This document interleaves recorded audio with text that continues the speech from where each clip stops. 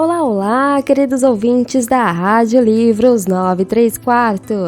Estão preparados para uma nova aventura? Não se esqueça de se inscrever em nosso canal e ativar o sininho das notificações. Fiquem agora com livro O Bosque das Coisas Perdidas, autora Xia Eunshon. Prólogo. Um garoto desapareceu na noite da tempestade. A neve noturna desceu das montanhas e uivou entre dentes sobre os beirais da casa velha. Cruel, nefasta e cheia de maus presságios que não poderiam ser ignorados. A eletricidade oscilava como em código Morse. A temperatura despencou tão rápido que as árvores estalavam até o cerne, escorrendo a seiva de cheiro adocicado pela superfície, como se fosse mel, antes de também se cristalizar e congelar. A neve descia pela chaminé e se acumulava sobre o telhado, ficando tão espessa que cobria a caixa de correio na porta de entrada, até eu não conseguir ver mais o lago Jackwell pela janela do meu quarto. O inverno chegou em uma única noite. Pela manhã, a estrada Barrel Creek, a única estrada que descia a montanha, estava coberta de neve, bloqueada por uma muralha branca intransponível. Os poucos de nós que moravam nas profundezas do bosque, assim como os que estavam alojados no acampamento Jackwell para rapazes rebeldes do outro lado do lago, estavam presos no coração selvagem da floresta. Não sabíamos por quanto tempo. Tão pouco sabíamos que nem todos sairiam vivos. Capítulo 1. Nora. Nunca desperdice uma lua cheia, Nora, nem mesmo no inverno. Minha avó dizia. Subíamos a margem do rio Black, sob o céu da meia-noite, seguindo as constelações no céu como um mapa que eu conseguia traçar com a ponta dos dedos, marcas de poeira estelar em minha pele. Ela cantarolava uma melodia das profundezas do seu ser, deslizando a passos firmes pelo rio congelado até a outra margem. Consegue ouvir? Ela perguntava. A lua está sussurrando seus segredos. Ela conhece seus pensamentos mais obscuros. Minha avó era assim, estranha e bela, com histórias escondidas atrás das pálpebras. Histórias sobre o luar, enigmas e catástrofes, narrativas assombrosas, mas outras radiantes e alegres. Caminhando ao seu lado, eu imitava cada passo que ela dava na floresta, fascinada pela agilidade com que desviava de urtigas e espinheiros cambra, pela maneira como suas mãos traçavam a casca de todas as árvores pelas quais passávamos, bastando tocar para saber a idade delas. Ela era um prodígio e mantinha o queixo sempre erguido para o céu, desejando o brilho anêmico do luar sobre sua pele marrom. Uma tempestade sempre se formando em seus contornos. Mas hoje caminho sem ela, seguindo a mesma lua ao longo do mesmo rio sombrio e congelado, em busca de coisas perdidas dentro da floresta fria e fúnebre. Galhos de árvore pendem e pingam sobre mim. Uma coruja pia em um hábito próximo. Eu e Finn avançamos devagar pelas montanhas, sua cauda de lobo empinada, o focinho erguido, rastreando algum cheiro misterioso do outro lado da margem. 2 semanas se passaram desde que a tempestade caiu sobre o lago Jackwell. 2 semanas desde que a neve caiu e bloqueou a única estrada para fora das montanhas. 2 semanas desde que a eletricidade estalou e se apagou. E 2 semanas desde que um garoto do acampamento do outro lado do lago desapareceu. Um garoto cujo nome eu nem conheço. Um garoto que fugiu ou se perdeu, ou simplesmente sumiu como a névoa baixa da manhã, que se ergue do lago durante as tempestades de outono. Que saiu às escondidas de seu beliche dentro de uma das cabanas do acampamento e não voltou mais. Uma vítima do frio do inverno, da loucura ou do desespero, dessas montanhas que têm o hábito de entrar na sua mente, de pregar peças naqueles que se atrevem a andar por entre os pinheiros depois que o sol se põe. Essa floresta é selvagem, escarpada e cruel. Não é confiável. No entanto, é nela que caminho, nas profundezas das montanhas, aonde ninguém mais se atreve a ir. Porque sou mais trevas do que mulher, mais sombras de inverno do que sol de agosto. Nós somos as filhas do bosque. Minha avó sussurrava. Então continuo subindo pela margem do rio Black, seguindo um mapa formado pelas estrelas, como ela me ensinou, como todas as Walker antes de mim, até chegar ao lugar. O lugar onde a linha de árvores se abre à minha direita, onde 2 encostas se unem para formar uma passagem estreita para uma floresta estranha e sombria ao leste. Uma floresta que é muito mais antiga que os pinheiros ao longo do rio Black. Árvores que são confinadas e fechadas e separadas do resto. O bosque de Vimy. Um montículo de rochas fica de guarda à minha frente. Pedras planas tiradas do leito do rio que formam uma pilha de 1 metro de altura ao lado da entrada do bosque. É um alerta. Um aviso para dar meia volta. Apenas os tolos entram aqui. Mineradores que garimpavam em busca de ouro ao longo da margem do rio construíram esse moledro para afastar aqueles que viessem depois deles, aqueles que poderiam entrar nessa extensão de terra inconscientes das trevas cruéis que os aguardavam. As rochas que marcam a entrada nunca foram derrubadas, nunca caíram sob o peso da neve, ou da chuva, ou dos ventos outonais. Essa é a fronteira. Entre apenas na lua cheia. Minha avó alertava. Os olhos como piscina aquosos que se condensavam nas bordas. Dentro do bosque sagrado, encontro coisas perdidas, mas apenas sob a lua cheia, quando a floresta adormece, quando o brilho pálido do luar faz com que ela caia no sono. Posso entrar sem ser notada, ilesa. Quando dorme, a floresta lhe permitirá uma passagem segura, mas se despertada, esteja preparada para correr.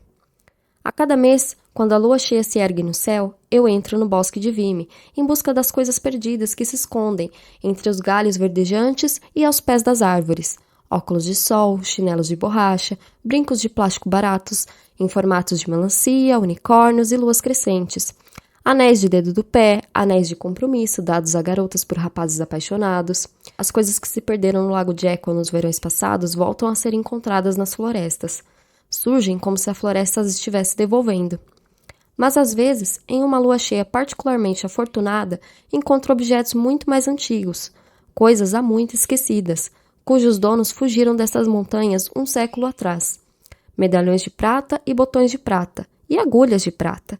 Escovas de dentes feitas de ossos, frascos de remédio com rótulos há muito desgastados, botas de cowboy, latas que antes estavam cheias de leite em pó e grãos de café preto, relógios de bolso e maçanetas. E de tempos em tempos encontro até ouro de verdade, moedas brutas marteladas na forma de discos, pepitas de ouro enroscadas no musgo, flocos que se prendem em meu cabelo.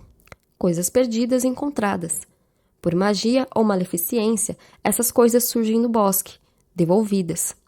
Fim farejoar, hesitante. Respiro fundo, girando o anel de ouro em volta do dedo indicador. Um hábito. Uma forma de evocar a coragem da minha avó, que me deu o anel na noite de sua morte. Eu sou Nora Walker. Sussurro. Deixe a floresta saber seu nome. Antes, isso me parecia bobagem, falar em voz alta para as árvores. Mas depois que você entra na escuridão e sente o frio atravessar o seu corpo, as árvores engolindo todas as lembranças de luz, você contará ao bosque de Vimy todo tipo de segredos. Histórias que mantêm enjauladas dentro do peito, qualquer coisa para embalar a floresta, para que ela continue dormindo. Fecho os olhos com força e atravesso o limiar, passando pela linha de árvores que montam guarda como soldados, para dentro da escuridão da floresta, para dentro do bosque de Vimy. Nada de bom vive aqui. O ar é frio e úmido, e a escuridão dificulta enxergar além de um palmo à frente do nariz. Mas é sempre a mesma sensação, cada vez mais fria e mais escura do que a anterior. Respiro devagar e sigo em frente, pisando com cautela, com propósito, sobre troncos caídos e flores cobertas por gotas congeladas de orvalho. No inverno, esse bosque parece um conto de fadas suspenso no tempo. A princesa esquecida, o herói devorado por um goblin de hábito. A história acabou, mas ninguém se lembrou de incendiar a floresta mal-assombrada. Entro sob um arco de gravetos espinhosos e vinhas mortas de cipestre. Mantenho o olhar no chão, tomando o cuidado de nunca demorar demais numa única sombra. E pelo canto dos olhos, vejo algo rastejando. Minha mente só piora as coisas. Distorce em algo com chifres e presas, e olhos cor de cobre. Os mortos despertam neste bosque antigo. Eles cravam as unhas nos troncos das corníferas, lamentam através dos galhos, em busca da luz da lua, em busca de qualquer pedaço do céu. Mas não existe nenhuma luz neste lugar. O bosque de Vimy é onde espreitam as coisas antigas e vingativas, muito mais antigas do que o próprio tempo, coisas que você não quer encontrar na escuridão. Entre. Saia correndo. Fim me segue de perto, deixando de guiar o caminho, tão perto que seus passos coincidem com os meus. Sombra humana, sombra canina. Eu sou uma Walker. Lembro a mim mesma quando as fisgadas de medo começam a arranhar minha espinha, retorcendo-se entre a carne e o osso, me incentivando a correr. Eu pertenço a este lugar.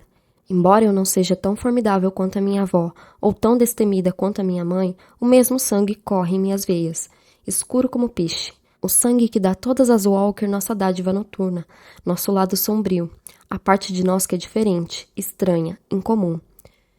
Minha avó conseguia entrar no sonho das pessoas, e minha mãe consegue hipnotizar abelhas. Mas em noites como esta, Me aventurando dentro da parte mais cruel da floresta, costumo me sentir terrivelmente comum e me pergunto se as árvores conseguem sentir isso também. Sou uma garota que mal pode se dizer descendente de bruxas. Mal posso dizer que sou uma walker.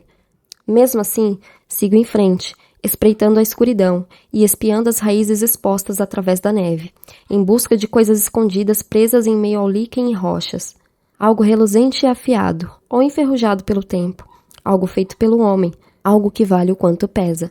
Passamos por um riacho seco e o vento muda de direção, do leste para o norte. A tempestade despenca. Uma coruja pia ao longe e Finn para atrás de mim, o nariz se contorcendo no ar. Toco sua cabeça de leve, sentindo o ritmo rápido de sua respiração. Ele sente alguma coisa. Fico imóvel e me preparo para ouvir os estalos de galhos sendo pisados, os sons de um lobo espreitando por entre as árvores, nos observando, caçando. Mas é uma mariposa que passa pelo meu ombro, batendo as asas brancas contra o frio, voando em direção a uma cornífera triste e galhuda, deixando marcas de pó onde pousa. Ela parece ter acabado de passar por uma tempestade, as pontas das asas rasgadas, dilaceradas. Uma mariposa que enfrentou a morte, que a viu de perto. Meu coração se aperta no peito e meus cílios estremecem, certa de que não estou enxergando bem, que não passa de mais um truque do bosque. Mas sei o que ela é. Já vi desenhos dela antes. Até vi uma na janela enquanto minha avó tossia no quarto ao fim do corredor, as mãos agarrando aos lençóis, sangue na garganta. Uma mariposa de ossos.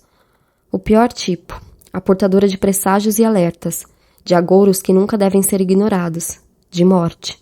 Meus dedos voltam a tocar o anel com a pedra da lua que pesa em meu dedo. Todas as partes de mim que se sentiam valentes, que sentiam a coragem de minha avó pulsando através de mim, desapareceram.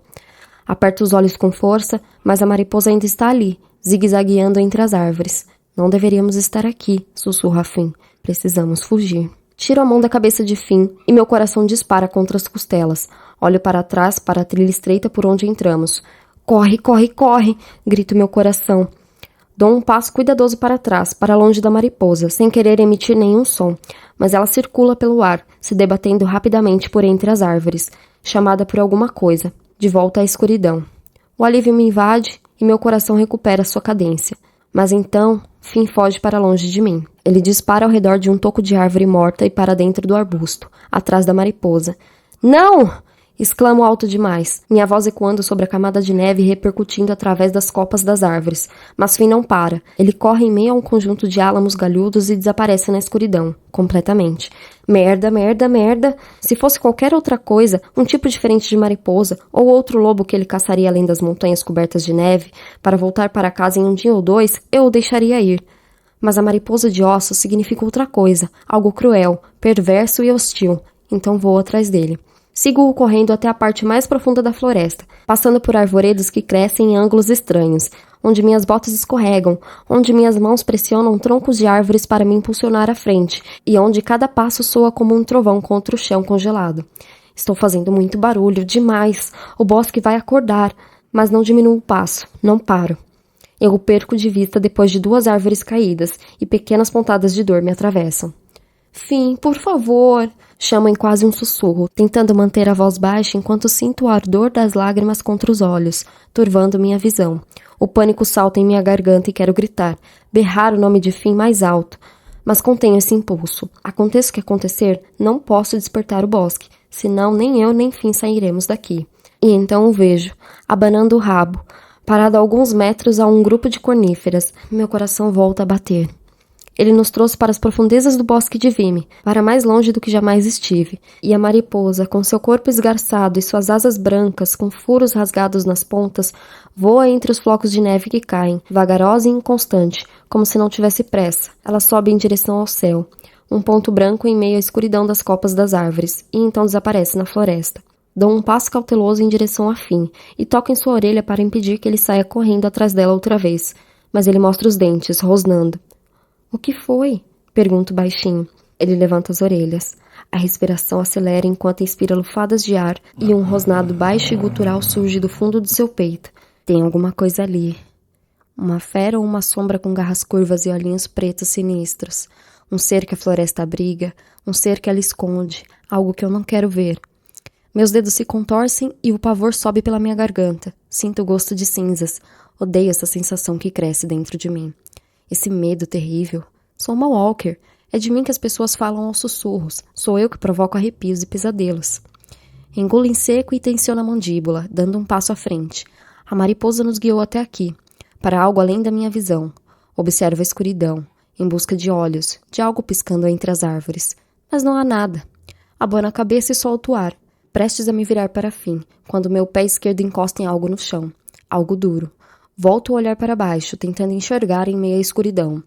Um monte de neve, a manga de um casaco, a ponta de uma bota. Algo que não deveria estar ali. E então vejo mãos. Ali, caído sobre uma fina camada de neve, no meio do bosque de vime, está um corpo. Flocos de neve se acumulam sobre cílios rígidos, olhos fechados como duas luas crescentes, lábios pálidos entreabertos, à espera dos corvos. Até o ar entre as árvores parou, e a floresta de repente estava silenciosa como uma tumba, como se o corpo fosse uma oferenda que não deve ser incomodada. Encaro o cadáver e um segundo se passa, depois outro, meu coração pulsando silenciosamente na traqueia. Mas nenhum som escapa dos meus lábios, nenhum grito de socorro. Fico encarando em um torpor perplexo. Minha mente se refreia e meus ouvidos zumbem. Um estranho ruído estala, como se um rádio estivesse encostado em meu crânio. Eu me aproximo devagar e as árvores tremem no alto. Por um segundo, me pergunto se a floresta inteira não pode arrebentar suas raízes e se erguer. Troncos para o céu e copas para o chão. Eu já vi pássaros mortos na floresta antes. Até um cervo morto com a galhada ainda presa no crânio oco. Mas nunca vi algo assim. Nunca um corpo humano. Finn solta um ganido baixo atrás de mim. Mas não olho para trás. Não tiro os olhos do cadáver, como se ele pudesse desaparecer se eu desviar o olhar. Engulo em seco e me agacho. Os joelhos pressionando a neve. Os olhos lacrimejando pelo frio. Mas preciso saber. É ele? O garoto que desapareceu do acampamento? Seu rosto está coberto por uma camada de neve. O cabelo escuro congelado. Não há ferimentos que eu consiga ver. Nenhum trauma, nenhum sangue. E ele não está aqui há muito tempo, senão nem mesmo estaria aqui. Os mortos não duram muito nas montanhas, especialmente no inverno. As aves devoram tudo o que podem até os lobos se aproximarem, espalhando os ossos por quilômetros afora, mal deixando um sinal do que já esteve ali. A floresta é eficiente na morte, faz uma limpeza rápida, sem deixar resquícios para enterrar ou cremar, ou lamentar. Um vento leve agita as árvores, soprando a neve de sua testa, suas bochechas e seus lábios pálidos, e os pelos da minha nuca se arrepiam. Tiro a mão da neve, os dedos pairando sobre a palma aberta de sua mão, trêmula e curiosa. Eu não deveria encostar nele. Mas abaixo a mão mesmo assim. Quero sentir a pele gelada, o peso da morte em seus membros. Minha pele toca a dele. Mas sua mão não está rígida nem imóvel. Ela estremece contra a ponta dos meus dedos. Não está morto. Ainda está vivo. Os olhos do garoto se entreabrem. Verde floresta. Verde cinza. Verde vivo. Ele tosse no mesmo instante em que seus dedos se fecham em torno dos meus, apertando-os com força. Grito, um som estrangulado, engolido pelas árvores, mas Finn surge ao meu lado imediatamente, a cauda erguida, o focinho absorvendo o cheiro do garoto agora vivo. Puxo o braço e tento me levantar, tento recuar, mas minhas pernas tropeçam debaixo de mim e caio de costas na neve. Corre! Grita meu coração acelerado. Mas antes que eu consiga me levantar, o garoto vira de lado, tossindo novamente, tocando o rosto com as mãos, tentando respirar. Vivo, não morto. Arfando, a pele quente agarrando minha mão. Minha garganta fica seca e meus olhos se recusam a piscar. Tenho certeza de que ele não é real, mas o garoto respira profundo e compassadamente entre uma tosse e outra, como se seus pulmões estivessem cheios d'água. Tiro uma das alças da mochila e coloco a mão dentro dela, em busca do cantil de chá quente de zimbro. Vai salvar a sua vida se você se perder algum dia. Minha avó dizia. Dá pra viver à base de chá de zimbro por semanas. Estendo o cantil para ele, e ele tira a mão do rosto, seus olhos encontrando os meus, olhos sonolentos e sombrios. Inspirações pesadas e profundas, que faziam seu peito subir e descer como se nunca tivesse sentido o ar antes na vida. Ele não pega o cantil, e me inclino para a frente, respirando fundo. Como você se chama? Pergunto com a voz embargada. Seu olhar percorre o chão, depois se eleva, como se buscasse a resposta, seu nome perdido em algum lugar do bosque. Tirado dele, arrancado durante o sono. Seus olhos voltam a pousar em mim. Oliver Huntsman, diz ele. Você é do acampamento dos garotos? Um vento gelado passa por nós, levantando uma camada de neve. Sua boca se abre buscando as palavras, e então ele assente com a cabeça. Eu o encontrei. O acampamento Jekyll para rapazes rebeldes não é uma instituição de elite, não é um lugar para onde os ricos mandam seus filhos. É um aglomerado precário de cabanas, um refeitório e alguns edifícios administrativos mal cuidados, a maioria dos quais eram as casas dos primeiros mineradores que garimparam o Rio Black em busca de ouro. Agora é um lugar para onde os pais desesperados mandam seus filhos teimosos para terem suas mentes e corações renovados, para transformá-los em filhos dóceis e obedientes. Os piores iam para lá, aqueles que esgotaram suas últimas chances, suas últimas desculpas, as últimas detenções ou visitas à diretoria. Eles chegam e partem, a cada estação uma nova leva, exceto pelos poucos que passam todo o ensino médio no acampamento. Eles aprendem a sobreviver na floresta, a fazer fogo como uma pederneira, a dormir no relento sob as estrelas e a se comportar. 2 semanas atrás, na manhã depois da nevasca, eu acordei e encontrei a casa coberta de neve. O gelo revestia as janelas, o telhado rangia com o peso, e as paredes se inclinavam para dentro, como se pregos estivessem sendo arrancados da madeira. O rádio havia dito que teríamos entre 30 e 50 centímetros de neve. Tivemos mais de 1 metro, em uma única noite. Levantei-me da cama, o frio traspassando o assoalho, e saí em meio à neve. A paisagem havia mudado da noite para o dia. Desci até a beira do lago e encontrei a floresta pingando uma penugem branca como um marshmallow. Mas não estava calmo e silencioso como a maioria das manhãs de inverno. Vozes ecoavam pelo lago congelado, vindas do acampamento dos garotos. Eles gritavam em meio às árvores, saíam pisoteando com suas botas de neve pesadas e faziam os pássaros gritarem descontentes para o céu frio da manhã. Bom dia! O velho Floyd Perkins cumprimentou, acenando a mão no ar enquanto marchava até a margem, a cabeça baixa para se proteger do vento que soprava, os ombros curvados e inclinados pelo tempo e pela velhice, e pelo peso da gravidade. Ao se aproximar de mim, ele estreitou os olhos como se não conseguisse enxergar com clareza. A catarata turvava sua visão já precária. Que inverno ruim, disse ele, erguendo o olhar enquanto flocos delicados caíam sobre nós. Mas já tivemos piores. O Sr. Perkins viveu a maior parte da vida no Lago Jekyll. Ele conheceu minha avó quando ela ainda era viva e mora no extremo sul do lago, em uma cabana pequena ao lado do armazém de embarcações que ele administra durante os meses de verão, alugando canoas e remos e vendendo sanduíches de sorvete para os turistas sob o sol de rachar. E toda manhã ele caminha pela margem do lago, com um passo lento e difícil, os braços compridos balançando ao lado do corpo e a artrite rangendo em suas articulações. Mesmo na neve, ele faz suas rondas matinais. — O que está acontecendo no acampamento? Perguntei. Um garoto desapareceu ontem à noite. Ele passou a mão cheia de nós pela nuca, o cabelo grisalho sobre o gorro de lã. Desapareceu do beliche durante a tempestade. Olhei para além dele, subindo a margem até o acampamento. Alguns garotos estavam tirando a neve da entrada de suas cabanas, enquanto quase todos os outros se moviam pela floresta, gritando um nome que eu não conseguia compreender. Falei com um dos orientadores, continuou o Sr. Perkins, assentindo com tristeza, considerando a gravidade da situação. O garoto pode ter simplesmente fugido, descido a montanha antes de a neve cair ontem à noite. O vento soprou pela superfície do lago congelado e tive um calafrio. Mas estão procurando por ele no bosque. Cruzei os braços diante do peito e apontei com a cabeça para as árvores do outro lado do acampamento. Acho que precisam confirmar que ele não se perdeu. Ele ergueu uma sobrancelha grisalha e grossa com um olhar solene. Mas se aquele garoto entrou no bosque ontem à noite, são grandes as chances dele não conseguir sair, e nunca o encontrarão. Entendi o que ele quis dizer. A neve era grossa e continuava a cair. Quaisquer pegadas estariam soterradas àquela altura, e o próprio garoto também poderia estar soterrado. Até mesmo o Finn teria dificuldade para farejar o cheiro dele nessas condições. Tomara que ele tenha fugido, eu disse. Tomara que ele tenha descido a estrada, pois eu sabia o desfecho da história se ele não tivesse.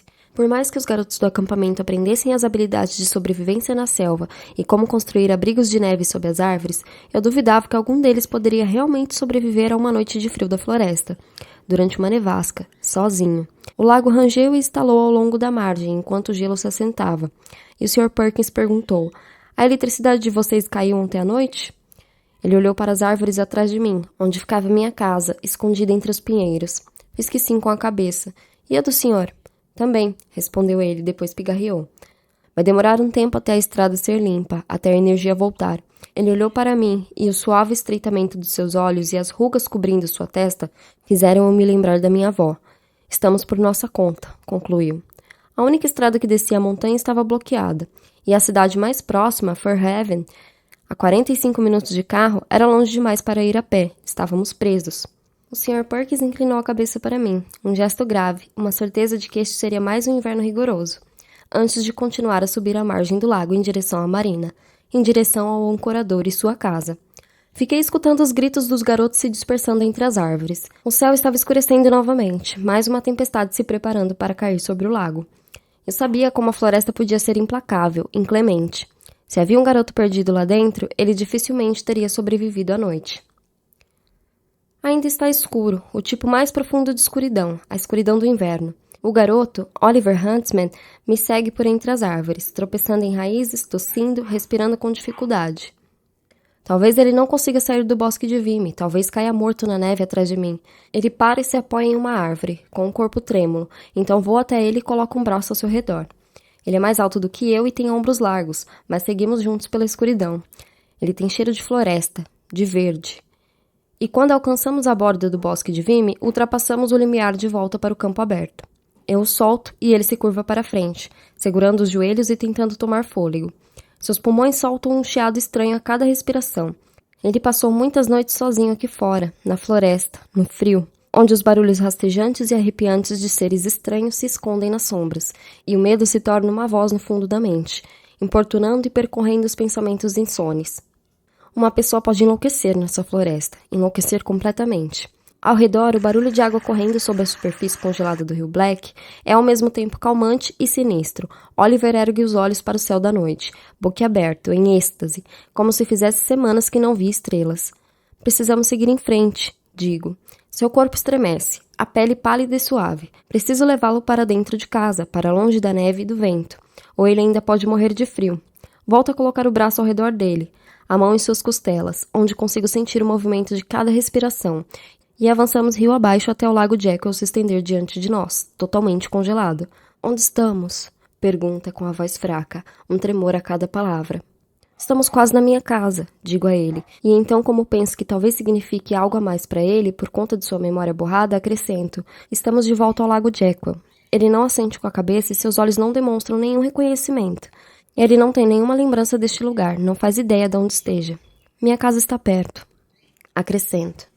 De manhã levo você de volta para o acampamento. Agora precisamos aquecer você. Não sei se ele aguentaria mais 1,5 km em volta do lago até o acampamento dos garotos. E o hospital mais próximo fica a 1 hora descendo a estrada coberta de neve. Não tenho outra opção a não ser levá-lo para casa. Suas mãos estremecem, os olhos percorrendo as árvores com cautela, como se ele visse algo na escuridão. Um truque de sombra e luar. Mas o bosque em volta do lago Jekyll é seguro e pacato, nem de longe tão antigo quanto o bosque de Vimy, onde o encontrei. Essas árvores são jovens, cortadas ao longo dos anos para obter lenha, e os pinheiros que assomam minha casa eram brotos até não muito tempo atrás, ainda verdes e macios em seu cerne. Possuem galhos que balançam com o vento em vez de ranger e estalar. Não são antigos o bastante para guardar rancores ou lembranças, para criar feitiços em suas raízes, ao contrário do bosque de Vimy. Chegamos à linha de chalés que pontilham a margem e enfim avança pela neve. Minha casa é logo ali, digo, apontando por entre as árvores. A maioria das casas ao longo da margem são de veraneio, de pessoas que só visitam o lago Jekyll quando o clima esquenta e o lago descongela. Mas eu e minha mãe moramos aqui o ano todo, assim como nossas ancestrais. Continuamos no lago durante as estações, mesmo as mais brutais, especialmente as mais brutais. Minha mãe não gosta dos turistas que vêm no verão, com suas músicas retumbantes e varas de pescar e toalhas de banho. Isso a irrita, mas o silêncio do inverno a tranquiliza, acalma sua mente agitada e acelerada. Nossa casa fica no final da rua, a mais próxima das montanhas e da floresta selvagem, escondida no bosque, oculta. E nesta noite ela está escura, nenhuma luz brilhando por dentro, nem um crepitar de eletricidade atrás das paredes. A energia não fora restaurada desde a tempestade. Bato a neve das botas e empurro a porta pesada de madeira, deixando o ar frio entrar. Finn passa pelas minhas pernas para chegar na sala, onde se joga no tapete ao lado da lareira e começa a lamber a neve das patas. Deixo a mochila em cima do sofá verde-oliva desbotado, cujo estofado está murcho e caído, como se estivesse afundado no piso de madeira.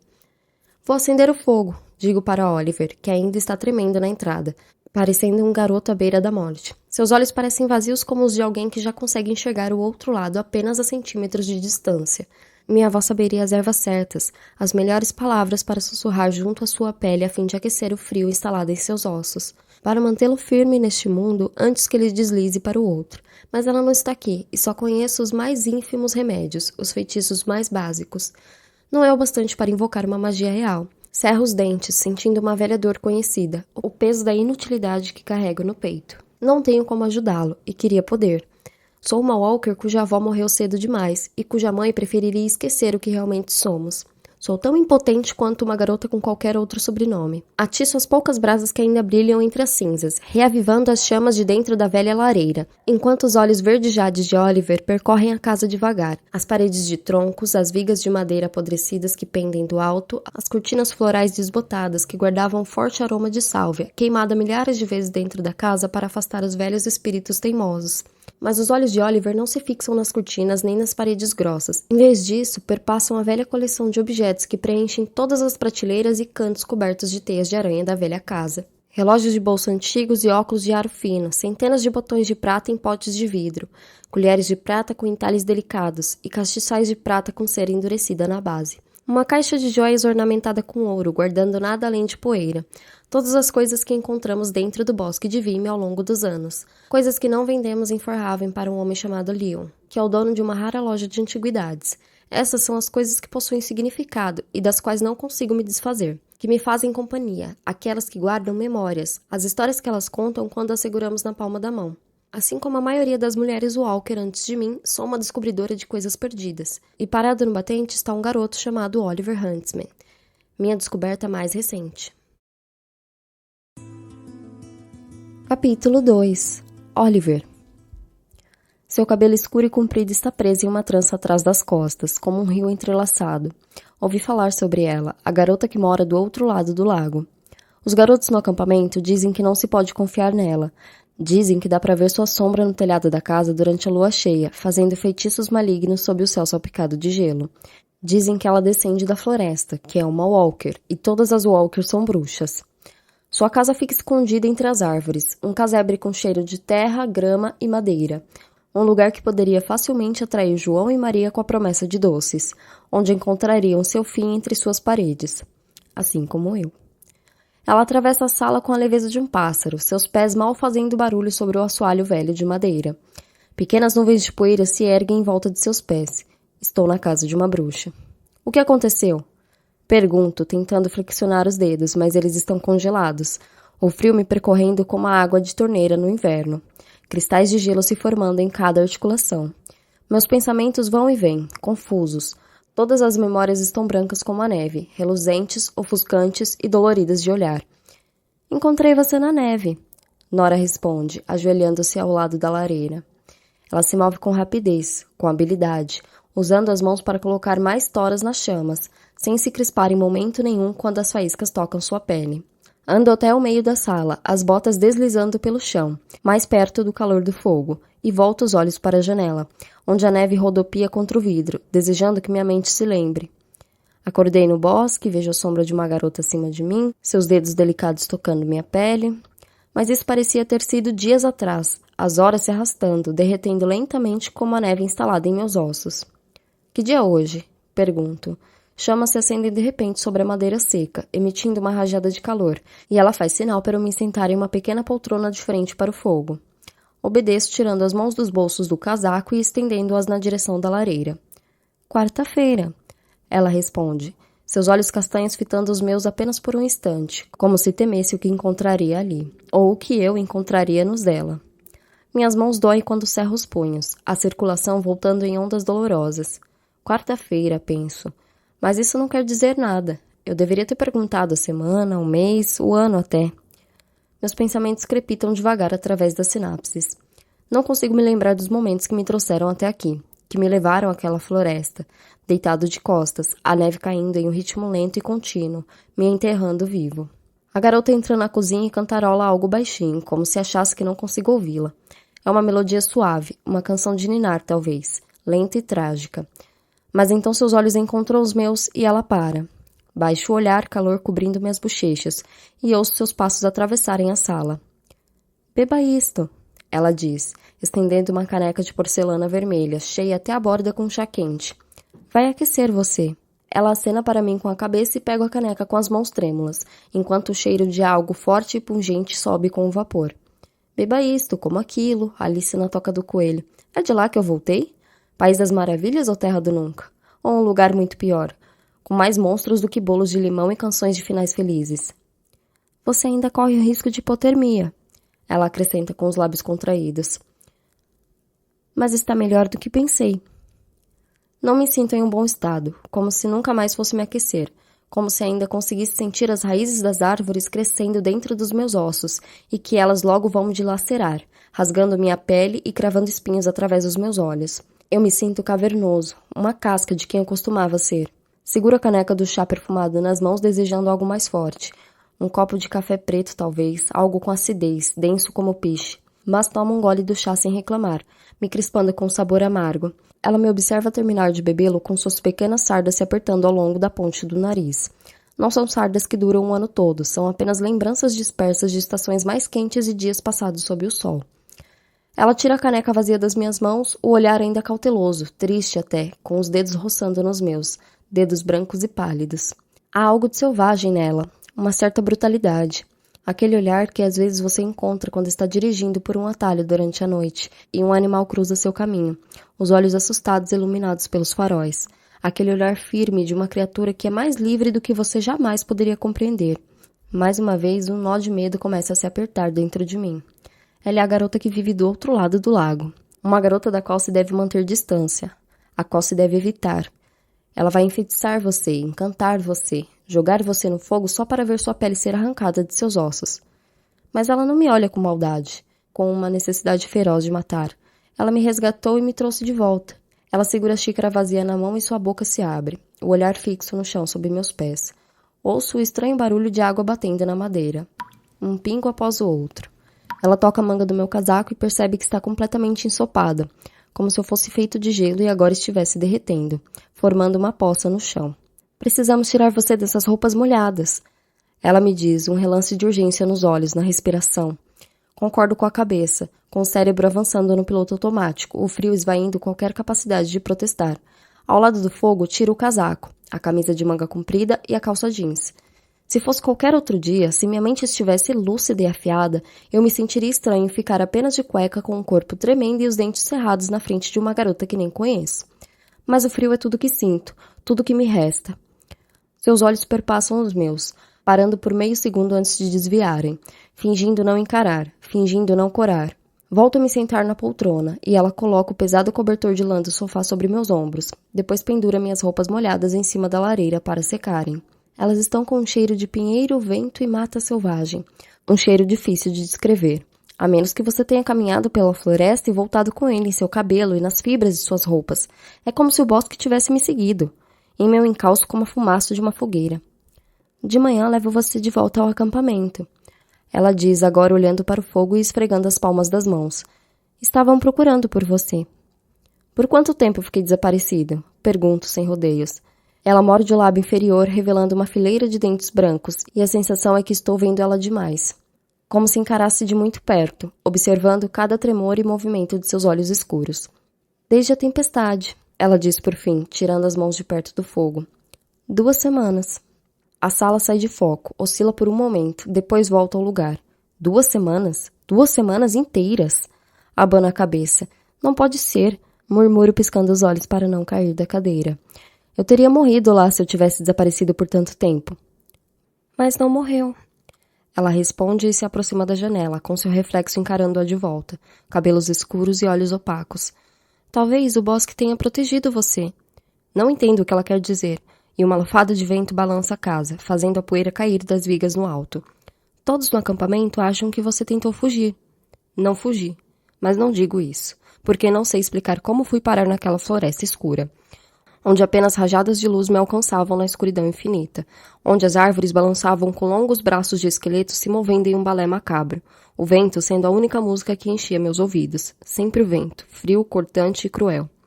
Pisco para afastar a memória, afiada como um prego, e deixo meus olhos vagarem pela sala mais uma vez. A lareira é a única luz refletindo as paredes, iluminando uma cozinha pequena, um corredor estreito e um lance de escadas perto dos fundos. A energia acabou? Pergunto. Ela faz que sim. As linhas telefônicas também caíram. Os celulares nunca pegaram direito nessa altitude das montanhas. Nossos únicos contatos com o mundo exterior, com a cidade mais próxima, são as linhas fixas e a estrada, ambas danificadas pela tempestade. Estamos presos? Questiono. Ela dá de ombros. A estrada vai ser liberada em algum momento. Já tivemos invernos ruins como este antes. Seu olhar se distancia, como se estivesse se lembrando. 3 anos atrás, demorou 2 meses até a estrada descongelar e a energia voltar. Estamos acostumados a nos virar sozinhos. Ela repuxa o lábio inferior, como se talvez tivesse falado demais, revelado um ponto fraco. Estamos acostumados com o isolamento. Esclarece, a voz se dissolvendo, desaparecendo no pé direito alto. Você vai se acostumar também. Ela diz como se eu nunca mais fosse sair destas montanhas. Como se fosse um dos moradores agora, preso aqui até me enterrarem. Um calafrio percorre meus braços e penso. Talvez o que dizem sobre ela seja verdade. Talvez eu não devesse estar aqui, em sua casa, um lugar das trevas e putrefação. Você encontrou todas essas coisas? Pergunto, engolindo em seco e desviando minha atenção para as lupas. Os estranhos frascos de perfume e fivelas de cinto cobrindo o peitoril da janela. Minha mente é levada de volta às histórias que ouvi. As histórias que os garotos contam sobre como ela entra no bosque sombrio. Um lugar que ninguém deve entrar. Que ela é a única que consegue, que é feita da floresta. Que se a cortarem, ela sangra seiva como uma árvore. Que sua família é amaldiçoada e condenada, e mais perigosa do que uma tempestade de inverno. Que seu cabelo é feito de urtiga e que garras crescem de suas unhas. Sim, ela diz cautelosa, assim como encontrei você. Um silêncio estranho e traiçoeiro nos envolve, caindo como se pudesse nos sufocar. Ela se aproxima de mim e ergue o braço, colocando a palma da mão na minha testa, os dedos quentes encostando na minha pele, medindo minha temperatura. Inspiro e seguro o ar, prendendo-o em meus pulmões. Você precisa dormir, ela diz. Talvez esteja com febre. Seus olhos castanhos piscam para mim, tão escuros quanto o bosque, mas ela parece estar olhando para o passado, uma curva suave em seus lábios que não consigo interpretar. Ela cheira a vento, como chuva sobre a grama, e não pode ser todas as coisas terríveis que dizem sobre ela. Não deve roubar garotos dos beliches e os enterrar debaixo do assoalho. Não deve se transformar em uma fera com presas e atravessar a floresta derrubando árvores. Não deve ser uma bruxa que cozinha sapos no café da manhã. Ela é só uma garota, de cabelo preto e olhos desconcertantes. Pode dormir no sofá, é perto do fogo. Ela diz suavemente, tirando a mão e se afastando de mim, e percebo que fiquei encarando-a por tempo demais.